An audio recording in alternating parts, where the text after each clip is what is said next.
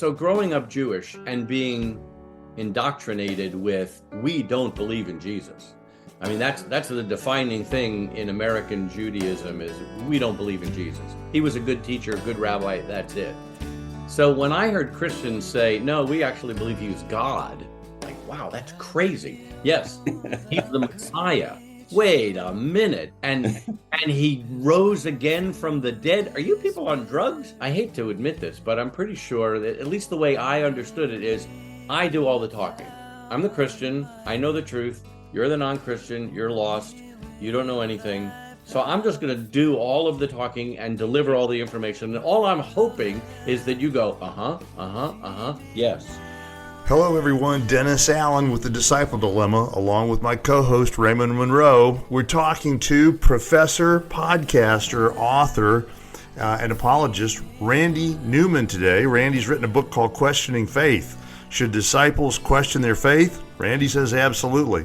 And what does he mean when he says he's an evangelistic chicken? And how does that apply to disciples? Let's get together with Randy and figure this out. Here we go. Dr. Randy Newman, we are so grateful that you joined us today on the Disciple Dilemma. Thank you for being with Raymond and with me. I'm glad to be here. Thanks for the opportunity. Raymond, we got a lot to talk about today because this guy is a well-known name in the area of apologetics and evangelism, and I got a lot of questions for him, but I guess maybe you wanted to start off talking about a project that Randy's got coming up in 2024.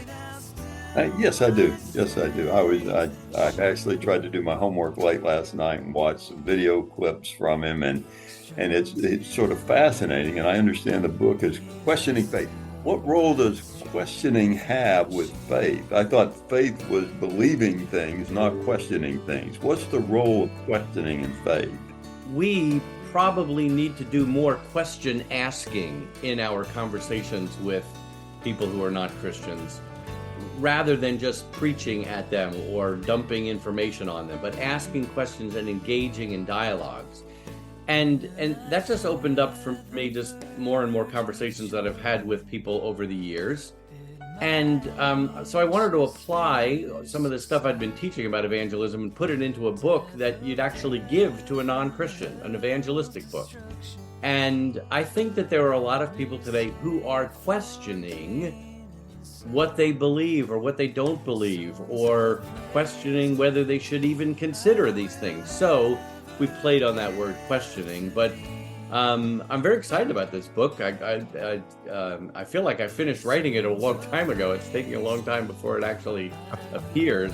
But I just tell a whole lot of stories of how some people came to faith and some people walked away or rejected faith. So just to give you a flavor, in the very first chapter, I tell a whole lot about Christopher Hitchens, the atheist, Sure. And a young guy who became an atheist by reading and listening to Christopher Hitchens, and then became a Christian by being terribly disappointed by Christopher Hitchens.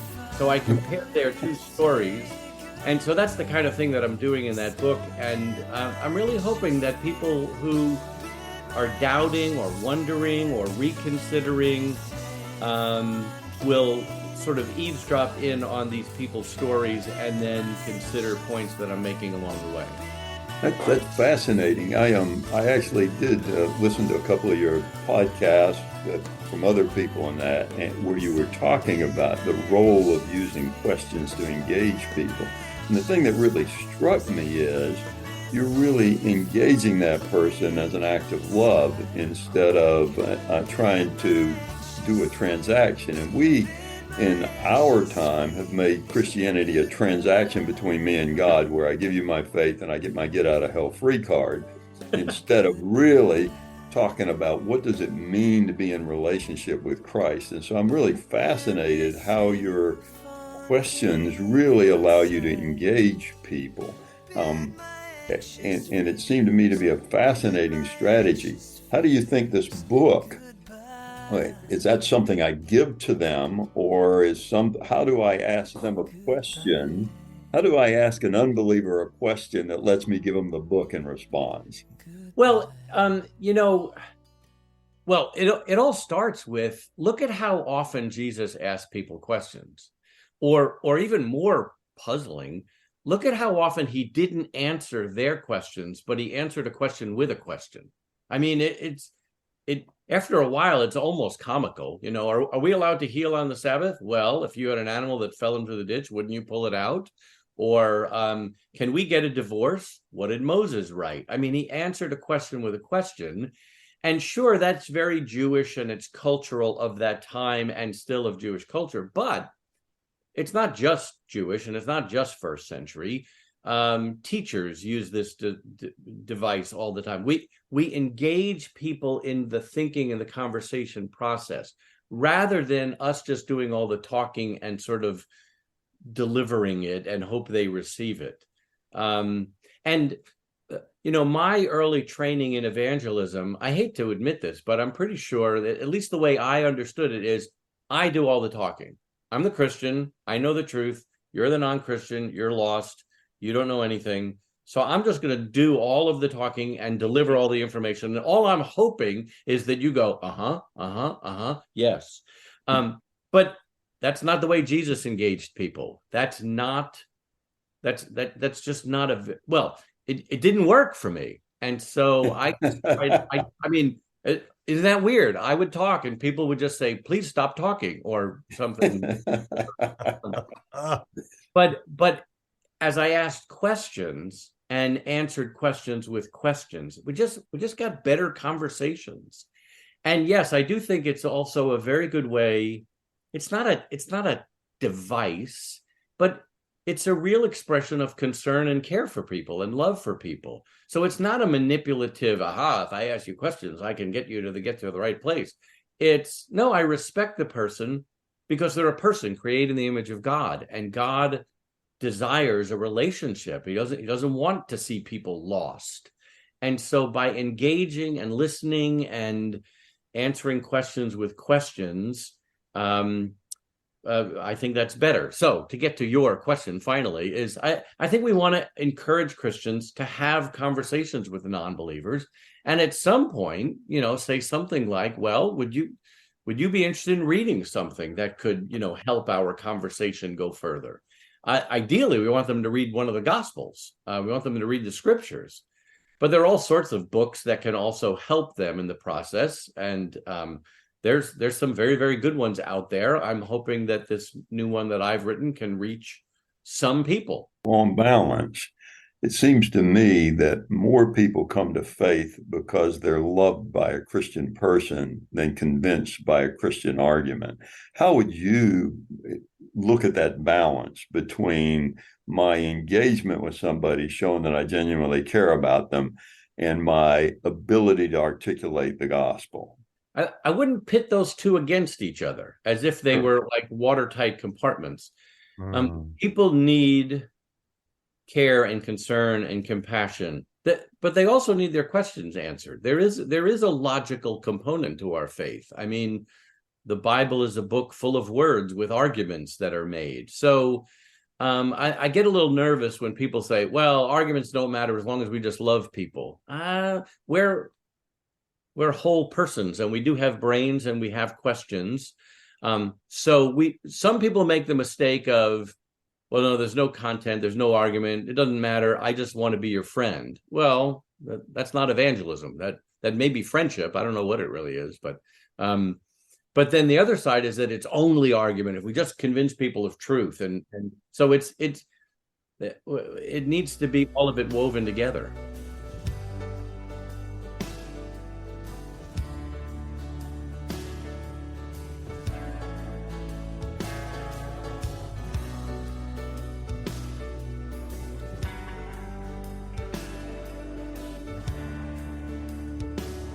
So growing up Jewish and being indoctrinated with, we don't believe in Jesus.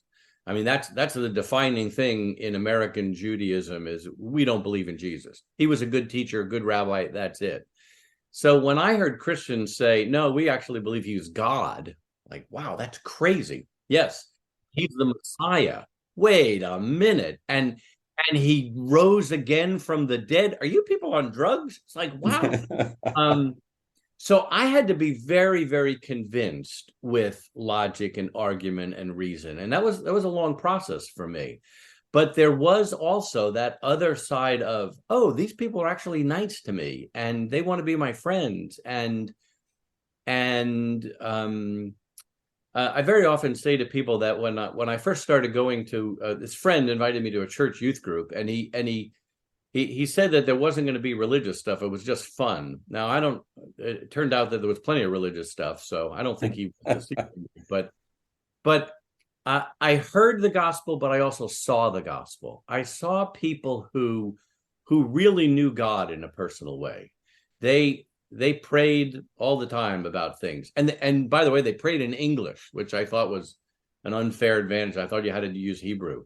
So it's both. It's the relationship and the rational arguments woven together. We are talking with Dr. Randy Newman, who is the host of Questions That Matter podcast. He's on faculty with C.S. Lewis Institute. He's been with Cru. He's written a bunch of books. I think you've already got 6 on the street, right, Randy?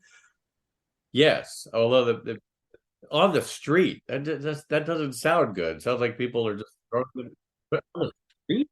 I hope they're on bookshelves. No, I hope they're in people's hands. Never mind. No, you remind me of Raymond a lot. You're always trying to make things accurate when I'm just trying to make things vague and general. But I love this because we're talking about the 7th book now, the Holy Number 7, Questioning Faith, coming out in February 2024. Who was your avatar, Randy? Who did the publishers make you really zero in on as you were writing this book? Oh,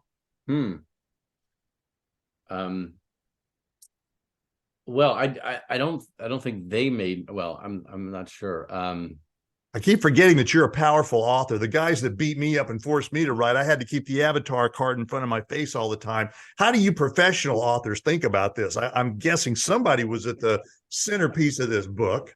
Thoughtful non-Christians, thoughtful people who maybe once said they were a believer and they've walked away, or people who've just dismissed it as being ridiculous and not even worth considering. But and maybe people who have heard some of the standard arguments and haven't been convinced by them. We're talking with professor and podcaster and parent and husband and author Randy Newman, and the conversation is disciples, apologetics, and evangelism. Randy, I've been looking at some of your podcast lists too, like Raymond has, and I see a lot of wonderful familiar names. Our friend Simon Edwards on with you on Believable Faith. You've had conversations with Ben Hine on the issue of nuns. So, you've been around a while. So we're looking forward to you giving us the 30-second answer to this really profound question, or maybe a little longer. We're talking about the idea of disciples, nuns, duns, evangelicals, the deconverts, the de-churched. What in the world's going on in Western Christianity? You've been around. Give us some big picture views of what's happening out there.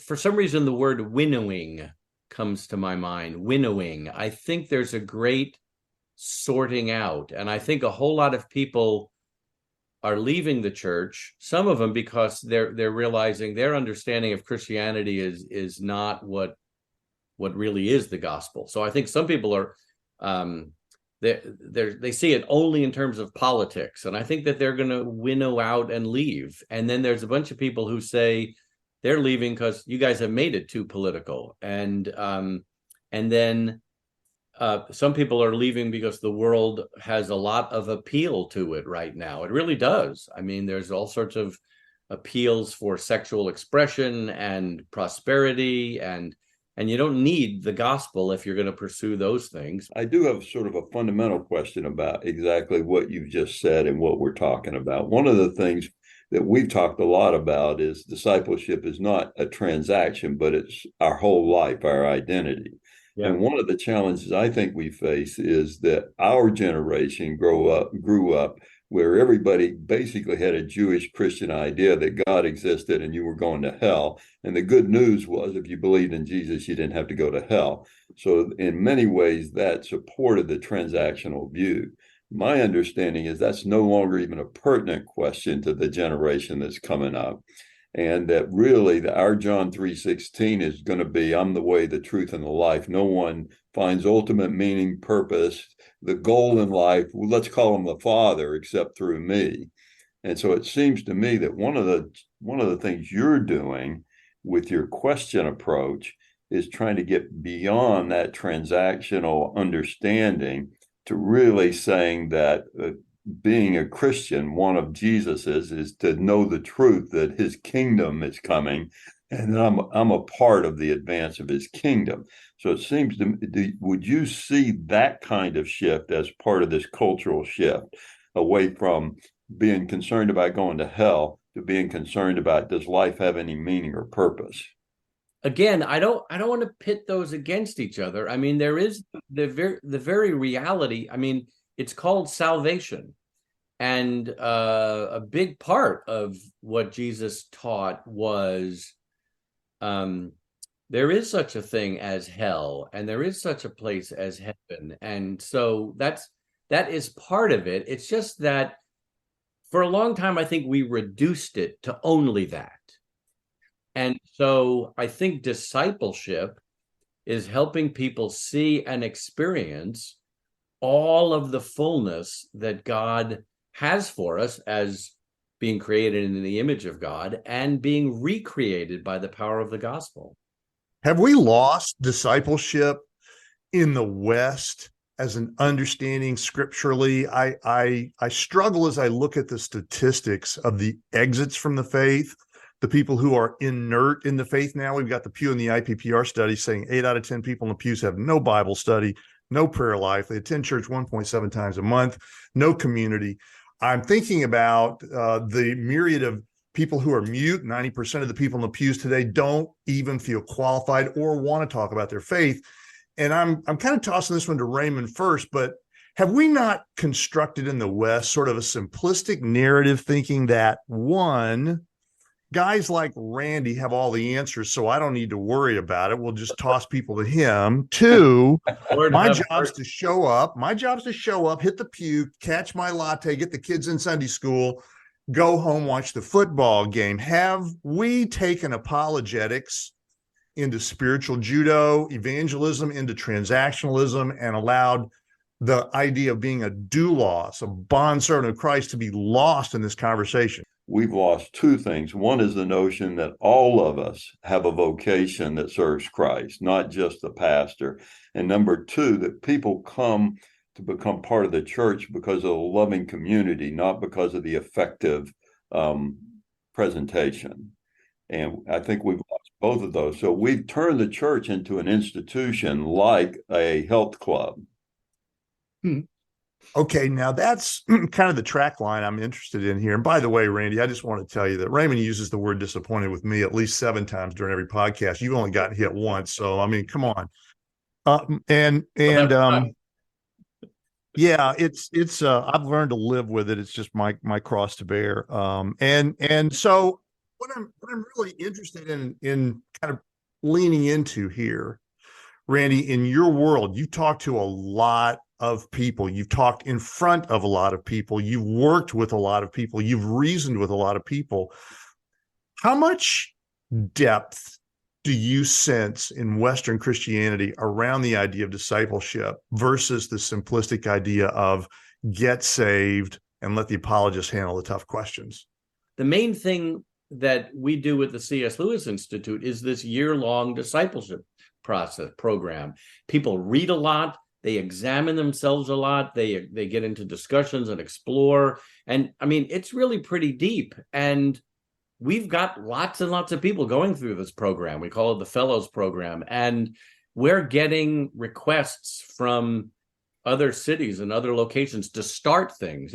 It was just a Washington, D.C. based ministry 40 years ago. And the people who started it there are a lot of really intelligent, smart people in government and in leadership positions in Washington, and yet they're pretty shallow or elementary in their faith. Let's help them match the level of depth of their faith as there is about their thinking about politics and business or whatever. So it started there, and the vision was this is just a Washington-based thing. But then over the years, people came in and out of Washington and heard about it and started something in Atlanta and Chicago. And I think we're in, I don't know, 15 different cities. I've got to go down to Orlando next week and talk to the chief academic officers of Christian colleges and seminaries. And the subject that I'm talking about is reversing adverse trends in Christian higher education. And so one of the subjects that I'm kind of laying in front of people is we've got some great pieces of the puzzle, but the things that have flown off the wheel, the parts that have flown off the discipleship wheel in the West seem to be, one, we've defined community as a small group as opposed to having a close aboard mentor ahead of me, some colleagues alongside of me, a wingman more or less, who really knows me, who really understands who I am, and some people who are following me saying, I'm watching you, I'm trying to learn from you. Do you get a sense in the culture that you're flowing through and the people you're with that there's a richer embodiment and a growing movement to restore those mentors, wingmen, and students in the lives of the average everyday believer? How does it look for you out there? Well, I am encouraged by some of those things you just mentioned. I think there is this hunger, and college students and later early adulthood are looking for that kind of thing.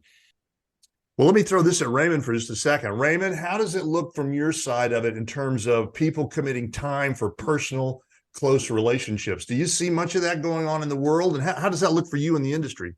So I do see, when I get young people engaged in manufacturing as something meaningful where they're really doing it for the kingdom, they're really become excited about what they do and how they can contribute to the kingdom. Randy, what do you think about all this? Well, all right. So I'm going to turn this, Raymond. I'm really disappointed. Well, no. All right. So this, warning. Warning. Spoiler alert. The next color, this might be a little tense because I'm going to disagree with Raymond. So you've pitted against a couple of things against each other, and I'm saying I'm not so sure it's an either or. So he said he was in manufacturing. He wasn't a rabbi. Well, no, he was a rabbi. There's a whole lot of his teaching. In fact, we got a lot of it. So I don't want to pit those against each other. Pause. Everybody goes like, wow, they disagreed. Okay, well, but then now I'm going to change the topic because it's uncomfortable. So you've said, what do I see? So here's the thing. I don't have a big enough, broad enough picture. If I'm doing an evangelism training seminar for a church, or if I'm presenting, about how do we have conversations with non-believers, the only people who come to those things are people who are really sincerely wanting help with that. So everybody who's sitting there, 100% of my audiences want to grow in depth of discipleship. And when I go speak for one of our fellows groups in one of the cities with the C.S. Lewis Institute, these are very serious people who take discipleship seriously. So I don't have that broader picture. I just know that there's enough of that I'm encouraged. Okay, Randy. So here's kind of the dirt I've dug up on you, and I really just want to put you on the spot for this. And so the bright lights are on, the heat's on. In 2010, we have caught you on tape as a member of Campus Crusade, with the following quote: "I'm not an evangelist. I'm an evangelistic chicken." You want to unpack that before we send the prosecutors in? That is still true of me. I'm pretty sure it always will be. So I've said that a bunch of places, but when I first admitted that and realized that, it was liberating. So here's what I meant. God does raise up some Christians who are bold, fearless evangelists in the Billy Graham, Bill Bright mold. May the Lord bless them. It's great. The vast majority of Christians are not like that. And so I think I tried to be like that for a long time in campus ministry. I'm going to be bold. I'm going to be whatever. And it didn't fit. It didn't work. I found myself fearful all the time. And then there was this moment of, maybe that's okay. Can God use me even if I'm a chicken, even if I'm fearful? Yeah, because the power is not in my confidence. The power is the power of the gospel, the power of the truth. I very often say my confidence is not in my confidence. And then I started looking a little more carefully at things like where Paul said to the Corinthians, I was with you with much fear and trembling. And I think, yeah, that's my kind of guy. And when he was about to go into Corinth in the book of Acts, it says he was really anguished, and the Holy Spirit had to come and comfort him in pretty profound ways. He was scared. And for a lot of times I will quote and study Colossians 4, where Paul says, he asked the Colossians, pray that I may proclaim it clearly as I should. So there must be ways that we could do it unclearly. But in a parallel request in the book of Ephesians, he says, pray that I may proclaim it fearlessly. Paul was asking, would you pray that God helps me overcome my fear? And I think, okay, that's liberating. So, all right, I'm fearful. I'm chicken. I do care too much about what people think of me. And so very often I'm talking to them about what I know is true. And I'm talking to the Lord saying, I repent of my idolatry of approval from people. Would you set me free from that? And it's this dynamic. And also reminding myself, I'm in this conversation with this person, and I'm asking God to give me wisdom about what to say and how to say it clearly. But I'm also asking God to do what only he can do, which is convict of sin and righteousness and judgment and draw people and make this message irresistible to them. And that's very encouraging and helpful for me, even if I stay fearful and an evangelistic chicken all the way through it. I don't think the fear for me subsides until several hours later when they're gone. Like, oh, good. I want to thank you for saying something that a lot of people who connect with us claim to be their core fear as followers of Christ, which is, I don't want to hold a megaphone, stand on a crate on a city corner, shouting the gospel out. And you have just told us again that some are called to be evangelists, but 1 Peter 3:15 demands that even though we're not supposed to get a bullhorn and stand on a crate, we're all supposed to be ready with the answer, for the reason, for the hope. And you articulated that really well. Randy, this has just been a wonderful time together. And we're really interested in what kinds of things you've written, what kinds of things you think. How do we get in touch with you? How do we really connect with you more if we have an interest in following your ministry and your mission? Oh, thanks. I have a website, randydavidnewman.com. I also have a website, connectionpoints.us. They actually go to the same place. We're revamping the website right now, so there may be a little bit of trick at whatever. You can find a lot of connectedness with me through the C.S. Lewis Institute. So that's probably the first place, cslewisinstitute.org. Those are the places. This next book that's coming out is coming out through Crossway. And so Crossway's website has that book already posted with the cover and description about it. So I think those are good connecting ways. So folks, you're seeing the cover of the book coming out in 2024, February 2024, Questioning Faith, Crossway Books. That's Randy's next one, number 7 on the street. And you've also seen, as we've been talking, the C.S. Lewis Institute's logo and Randy's website with the website addresses on that. And I just want to echo what Raymond said before, Randy. Thank you very much for being with us on the Disciple Dilemma. Well, it's been a great pleasure. And thanks very much for having me on. Would you help the church think more about discipleship? Would you help us get the conversation started to talk about the biblical discipleship Jesus gave us? Please follow us. Our website, www.thediscipledilemma.com. You can find us on YouTube, LinkedIn, Instagram, Facebook, and all the RSS feeds. If you'd follow or like us, you'll help us get leverage in the digital marketplace to talk about the fact that discipleship needs to be talked about. And as always, folks, thanks for listening.